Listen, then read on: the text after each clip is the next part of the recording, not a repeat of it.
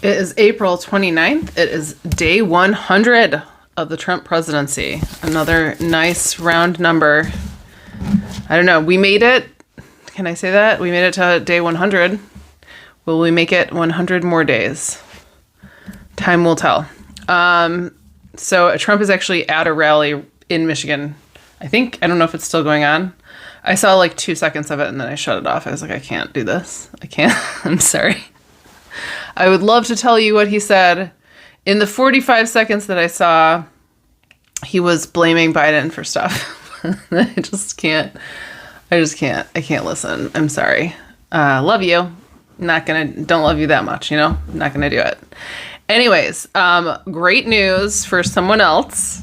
Canada's Liberal Party won the election last night. I am so happy for them. So Mark Carney takes the cake. He's taken office. He's made some pretty strong statements already. He got on camera and said that Canada's friendship with the United States is over. It's in the past. And Trump should watch his back. I saw a lot of really funny, just like memes and people talking about the election today. And one of them was like a clip from the show Friends. And it was Phoebe and Rachel sitting on a couch at Central Perk in the like coffee shop. And it was like, two people talking about America talking about Canada's election. But like it's just written up at the top. Anyways, it's Rachel being like, I'm so happy for them.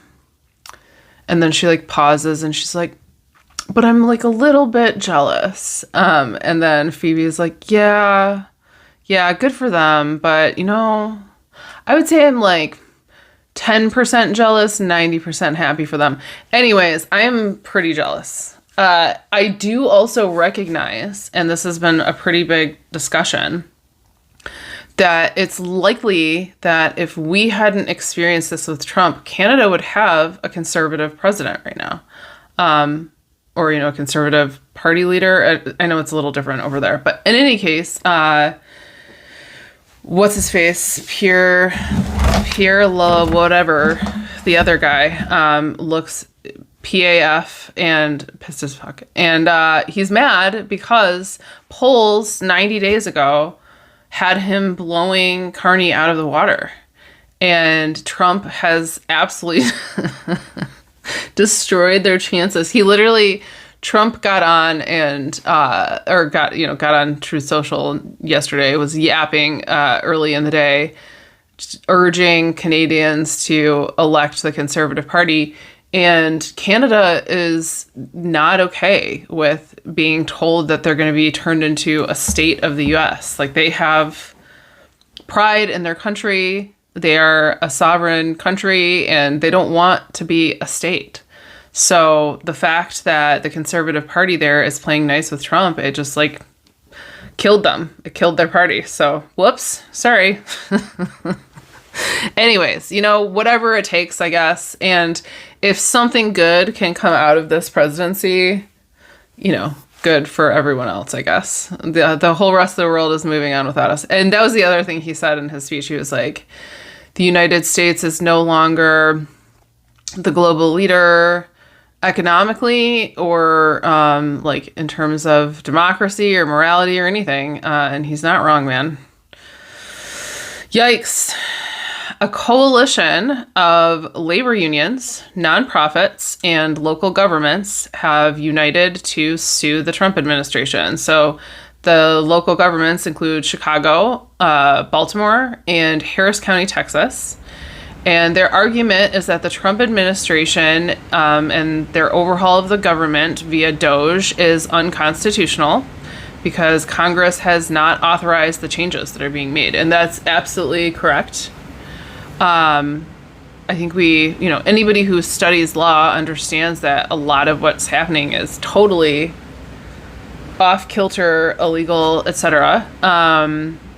Again, will anything be done about this? I don't know. I think people are getting more and more pissed, though. Some of the headlines that I saw from his Michigan rally were people getting frustrated and fed up because people are losing their jobs and, what's happening at the ports right now with the ports in Seattle, I guess the ports in Houston, maybe the ports in California are down. They're saying that there's no more ships coming in from China at all after this point. And people are posting videos of like there was an entire like aisle in Walmart where the entire aisle was just full of paper plates on the shelves. There was nothing else. And the person was really confused. They didn't know what was going on, but everyone in the comments was like, yeah, they're filling up the shelves because they don't have anything else to put on the shelves. Yikes. Like the CEOs of Walmart and Costco and all these big companies came to Trump and said, if you don't reverse this right now and fix this, like we're not going to have anything to sell these people anymore. Like we're going to be out of stuff soon and our shelves are going to be empty and it's going to be worse than COVID. And so Trump did panic and like try to walk it back, but he's not willing to swallow his pride and completely shut the tariffs off and say he made a mistake. And China will only talk to him if he does that. So we're screwed. I mean, let's put it this way.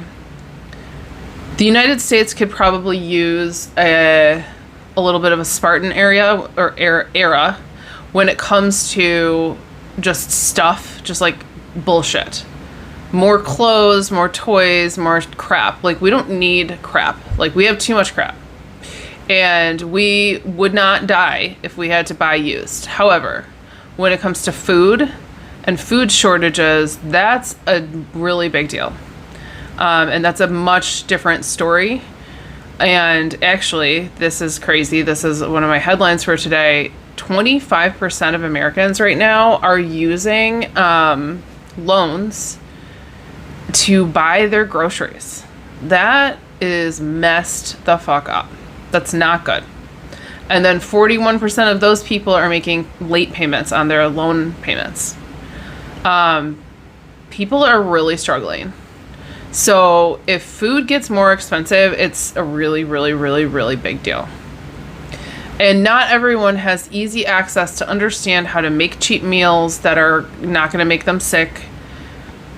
People have their routines, they have the things that they're used to buying, and when those things get more expensive, they're not going to know what to do. They're not going to know where to turn. A lot of areas in this country don't even have access to multiple different grocery stores. They're already driving far away to get to a grocery store, and it probably doesn't have, it may not have lots of different choices for them. So when those choices become even more narrow, it's a problem. It's a problem. And, there's going to be some goods that may be harder to come by. And if we don't get enough coffee in, or if coffee starts to be like $100 a package, again, I'm just going to warn you, you're going to be able to tell from my videos. It's going to be a rough month or so of me detoxing on camera. Enjoy. No, but in all seriousness, it's a big deal. And people are losing their jobs too. Like the people that work in these ports, the people that operate ships, and like these are all jobs that are going away because this man is a psychopath. Anyways, speaking of this man as a psychopath, RFK Jr., I hate him so much, has a plan to end the Narcan distribution. It is negligible amount of money that's being spent to save people's lives. And this man, RFK Jr., if you didn't know for some reason, is an ex-heroin addict. And yet, he's going to stand there like an absolute piece of shit hypocrite and make sure that nobody else who suffers from something that he should deeply understand is going to get help. Cool. Fuck him. Fuck that person. Honestly, like, there's, obviously everything that this administration does makes me absolutely physically sick, but there's just some things, like the audacity and the hypocrisy over and over again will, I'm not going to say shock me, because I'm not shocked. That's exactly who I thought RFK was, but it's just a very low thing to do. It's gross. And I hope he gets torn to shreds publicly for this. Genuinely. And also, speaking of idiots, I know that Elon Musk is trying to leave politics right now because he thinks that he can, like, get away from his rep that he's created for himself. No. Sorry, honey. You're going to die with everyone hating you. And that's going to be the way the rest of your life is going to go. There's nothing that that man could do to redeem himself at this point. I'm sorry. And Tesla is also irredeemable. And I know that Target is, like, begging for forgiveness right now because they're on week 12 or something of declining sales. You don't fuck with us, man. Don't fuck with us. You're not going to like what happens. And it's too, like, once it's done, it's done. Like, it's too late. We're not coming back to Target. We're not coming back to Tesla. Good luck. So, UPS is cutting 20,000 jobs internally. This isn't a Doge thing. This isn't a Trump administration thing. Oh, but it is, because they're cutting those jobs because Amazon doesn't have enough packages to deliver to sustain those jobs. So do you see, like, it's starting to snowball. It's starting to snowball around the whole entire country. UPS is a really good company to work for. It's very stable. Typically, those people have really good benefits. They have decent wages. It's fucking sad, man. It's sad. And it's not UPS's fault. I mean, I doubt that they're making some kind of, like, huge profit. They're not Amazon, you know?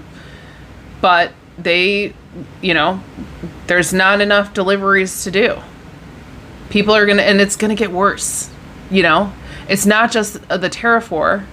People were already running out of money. So I can guarantee you that even if the tariffs never happen, let's, like, eliminate that from the timeline, okay?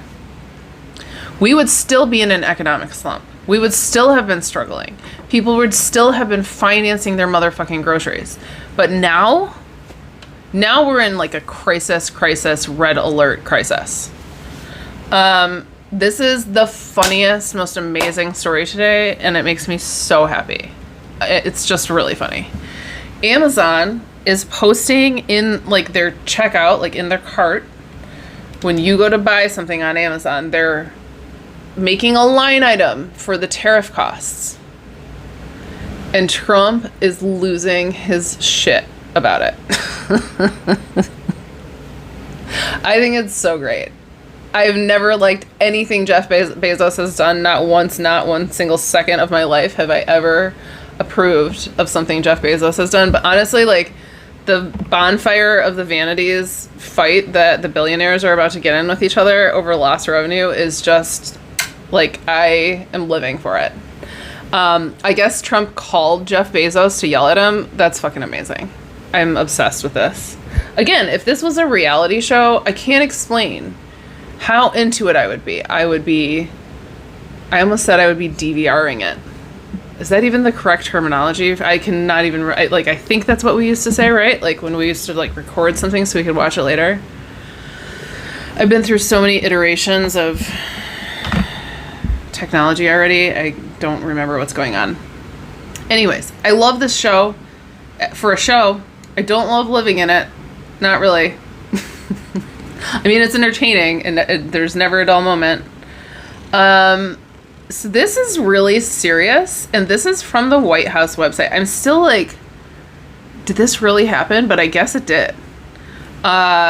Trump issued an executive order mobilizing the military to maintain law and order within 90 days of yesterday. There's people being like, yeah, that's martial law. Like, they're going to have the military strengthen and unleash America's law enforcement to pursue criminals and protect innocent citizens. They're going to have the military help the police keep us in line. So I don't know. I'm guessing that this means that they're planning to really ramp up their, like, barging into people's homes with no warrant situation, which is just crazily terrifying. I mean, this is literally like the Gestapo. Like, we're living through 1930s Germany now, like, full blown, full bore. I don't know why I'm in disbelief about that. I really shouldn't be. I think it's because Pam Bondi and... No, not Pam Bondi. What the hell is that bitch's name with the big-ass lips who killed her dog? Whoever that lady is. The Department of Homeland Security and that lady, Kristi Noem, and some other whatever. Anyways, like they, on Easter, or over Easter weekend, said, no, we don't need martial law. We don't need whatever that was called. And now they're doing this anyways. I don't know. It seems like they have a really bad plan. Let's put it that way. I'm sorry. I know there's somebody on here who gets mad at me when I yawn, but honestly, fuck off. There's no way I can't help but to yawn. I'm a mom. I just got my kid out of the bathtub. I got to go put her to bed in a second. I'm squeezing this in as fast as possible. I was actually literally doing the notes for this while she's in the bath. Then I take a pause, wash her hair, finish the notes. Now she's getting ready for bed and I'm in here doing this. Anyway, if you don't like yawning, I'm not the correct news person for you. Okay.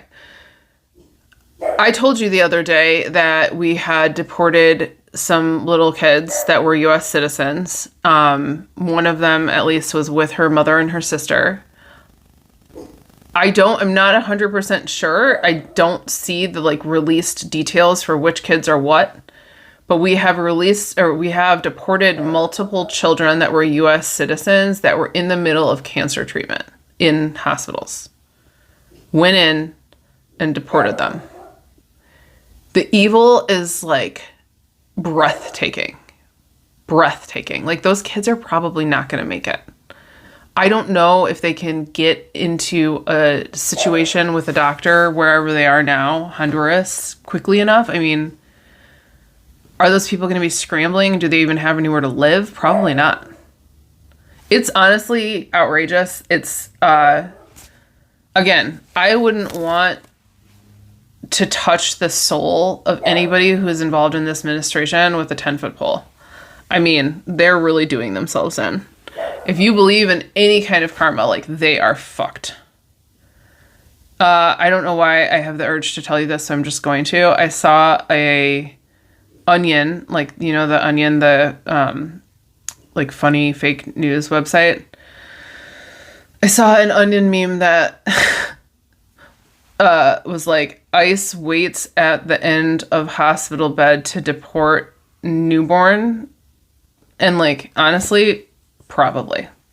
I don't even know if that's a joke. It's a joke for now, but give it another few days and probably that's going to happen. Literally. Baby's out, get him out of here. It's not funny, but that's really my tagline for this show. It's not funny, but here we are. Okay, so this is the last headline for tonight. The power is back on in Spain and Portugal. They still don't know what caused this. There was a very interesting theory. Damn it, what the hell was it called? It's a weird weather phenomenon that causes vibrations. It's wind causing enough vibration to knock out the power. To cause a blackout like that. And again, it's really rare and they're not sure and they don't have any evidence for anything at this point. So I don't know if they're just going to continue investigating. I wonder if they'll ever know. It's kind of scary though. I mean, it would be a lot less scary if they did know, because then they wouldn't have to be is it just going to randomly happen again, with no preparation? That's why I think it is really important to begin putting the power lines underground as we're moving into this much more climate, the climate shifting into these really intense storms. I think we're going to see more and more power lines knocked out if they're above ground. It's very expensive to put them under the ground, but I think it's worth it. Are we going to have any money as a country anymore to do that? No, probably not. I mean, we barely had money before, and they never would. Our infrastructure is has been crumbling for decades, and they don't give a shit. They just pocket the money and walk. They just pocket the money and go back to Mar-a-Lago. You know what I mean? Anyways, I still have to go make my daughter's lunch and make her snack and get her into bed and get the puppy settled. But, I'm not going to be here tomorrow. I forgot. I don't think maybe I'll do like a late show, like later than this.